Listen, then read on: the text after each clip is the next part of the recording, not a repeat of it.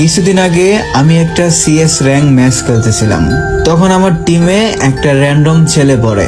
আর ছেলেটার বয়স কত হবে, 10 থেকে 11। কিছুক্ষণ গেম খেলতে খেলতেই হঠাৎ করে লক্ষ্য হলাম পিছন থেকে কে যেন তাকে বকতেছে আর বলতেছে কি একটা গেম পাইছে, সারা দিন গেম নিয়ে পড়ে থাকে, খাওয়া দাওয়া পড়াশোনার কোনো খোঁজ খবর নাই, মন চাইতেছে ফোনটা নিয়ে ডেল মাইরা ভাঙ্গে ফেলাই। এই ধরনের আরো অনেক কথাই বলতেছিল, বাট ছেলেটা ফোনটা রাখতেছিল না। সে তার মতো করে গেম খেলতেই ছিল। আসলে ছেলেটা হয়তো গেমটাকে সত্যি অনেক ভালোবাসতো। তখন সেই মেয়েটা এসে সেই ছেলেটার কাছ থেকে ফোনটা কেড়ে নেয় এবং সেই ছেলেটাকে মারতে শুরু করে। আর এইগুলা দেখে তখন আর আমি নিজেকে ধরে রাখতে পারিনি, তাই মুখ ফুটে বলেই ফেলি, কি ব্যাপার আপু, তাকে মারতেছেন কেন? সে তো শুধুমাত্র একটু গেমই খেলছে, তাই না? আর গেমের ভিতরে মাইক অন থাকার কারণে সেই মেয়েটাও আমার কথা স্পষ্ট শুনতে পায়। তখন সেই মেয়েটা আমাকে এমন কিছু কথা বললো যেগুলো শোনার পর আমি থতমত খেয়ে গেলাম। একটা 12-13 বছরের মেয়ে কিভাবে এই কথাগুলা বলতে পারে আর কিভাবেই এই ধরনের কাজ কাম করতে পারে, যেগুলো শোনার পর আমার চোখ দিয়ে পানি চলে আসলো। আর তোমরা যদি এই মেয়েটার পুরো গল্পটা শোনো না, তাহলে তোমাদের চোখ দিয়েও পানি চলে আসবে। আর তুমি যদি ফ্রি ফায়ার লাভার হয়ে থাকো, তাহলে এই ভিডিওটি তোমার জন্যই, কারণ এই ভিডিওটি দেখার পর তোমাদের ভালোবাসা ফ্রি ফায়ারের প্রতি আরো কয়েক গুণ বেড়ে যাবে। আর গাইস, আমাদের চ্যানেলটা অনেকটাই ডাউন যাচ্ছে। এখন তোমরা যদি বেশি বেশি লাইক সাবস্ক্রাইব না করো, তাহলে আমার এই ইউটিউব চ্যানেলটা ছেড়ে দেওয়া ছাড়া আর কোনো উপায় থাকবে না। তাই সবাইকে বলছি, প্লিজ ভাই তোমরা বেশি বেশি লাইক, কমেন্ট এন্ড শেয়ার করো। চলো এবার আসি সেই মেয়েটা আমাকে কি বললো।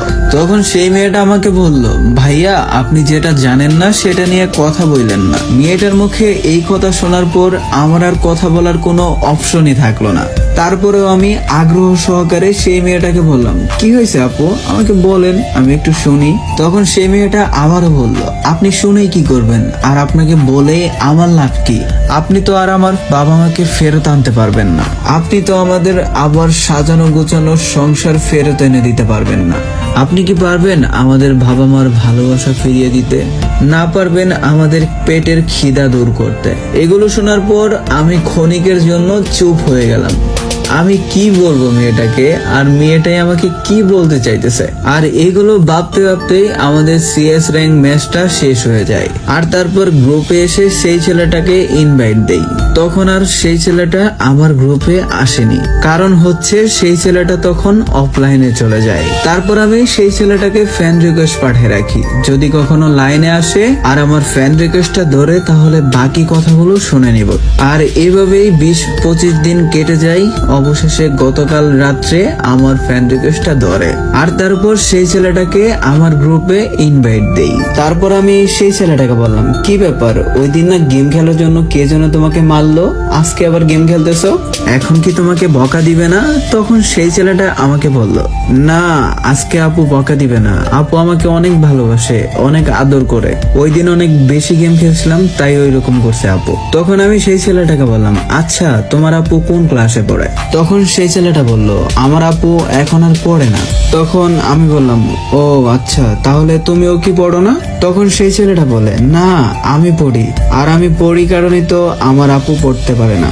তখন আমি আগ্রহ সহকারে বললাম, তোমার পড়ার সাথে তোমার আপুর পড়ার কিসের সম্পর্ক?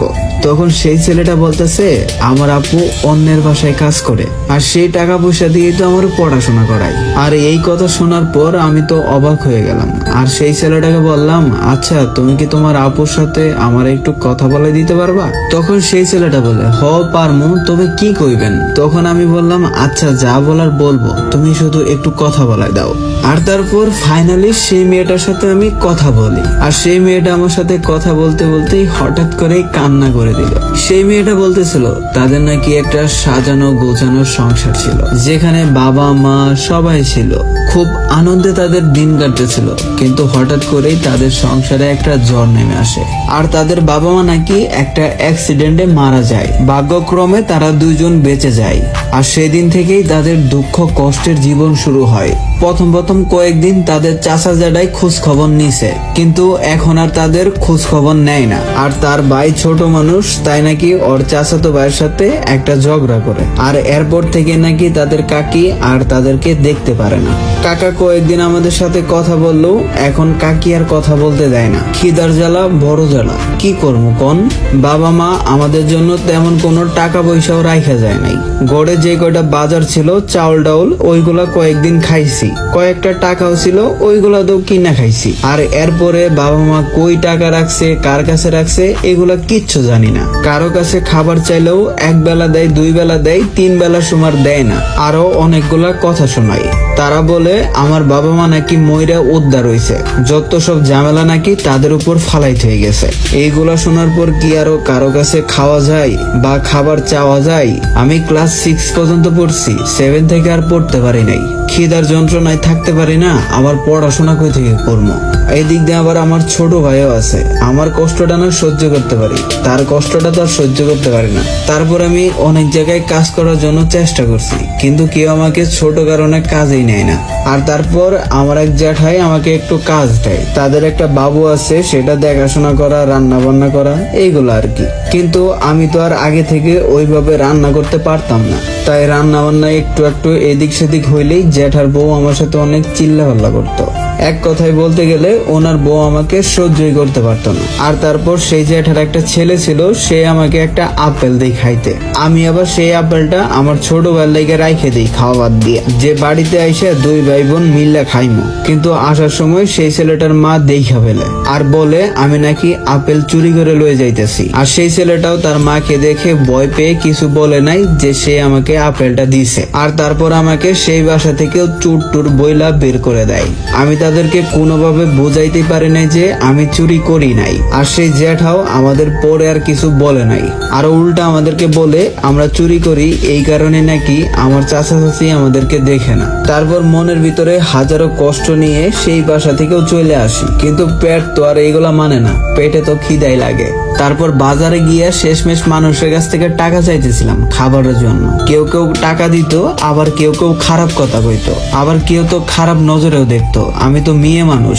আর এরপরে একদিন একটা আঙ্কেল বাজার করতে আয়, আর তারপর আমি সেই আঙ্কেলের কাছে টাকা চাই, কিন্তু আঙ্কেল আমাকে টাকা দেয় না। আর তার কিছুক্ষণ পরে এসে আমাকে বলতেছে, আচ্ছা আমি বাজার করবো, আমার ব্যাগগুলো টেনে দিবা, আমি তোমাকে টাকা দিব।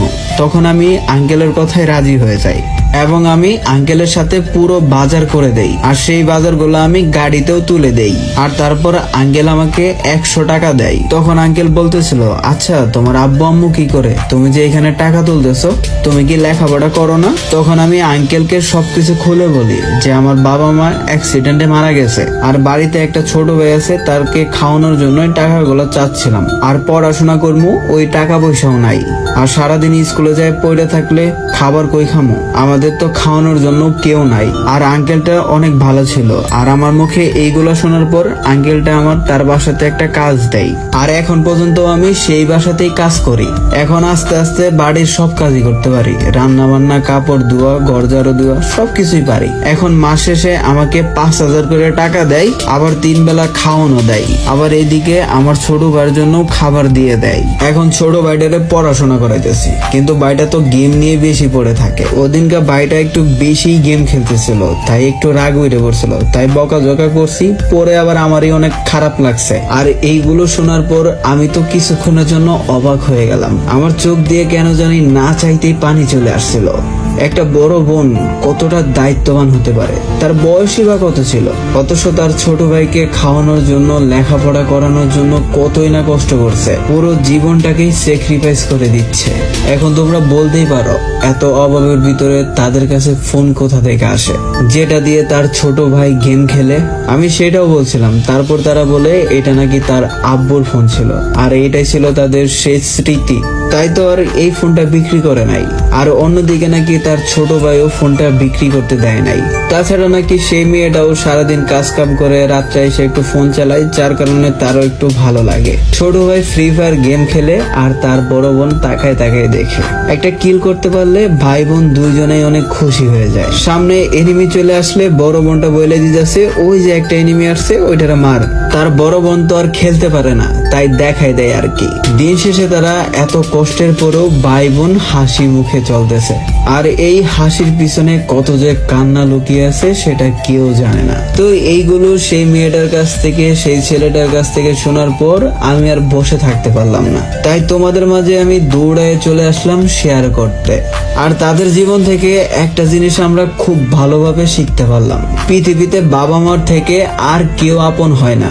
চাচা জ্যাঠারা একদিন 2 দিন দেখে, 3 দিন এদিন আর দেখে না, অথচ বাবা মা আমাদের জন্মের পর থেকে খাওয়ান দাওয়ান ভরণ পোষণ সবকিছুই দেয়, একদম আগলে রাখে আমাদের।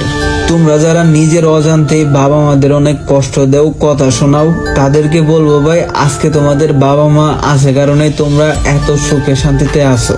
কালকে যদি তোমার বাবা মা মরে যায় তারপরে দেখবা জীবনটা কত কঠিন। সেদিন দেখবা তোমার আশেপাশে কাউকে দেখতে পারতেছো না, যেমনটা তোমরা তাদের 2 ভাই বোনকে দেখতে পারলা। তাই তোমাদেরকে বলবো তোমরা যারা বাবা মাকে অনেক কষ্ট দিছো, যাও তাদের কাছে ক্ষমা চাও, দেখবা তোমাদের বাবা মা তোমাদের ক্ষমা করে দিবে।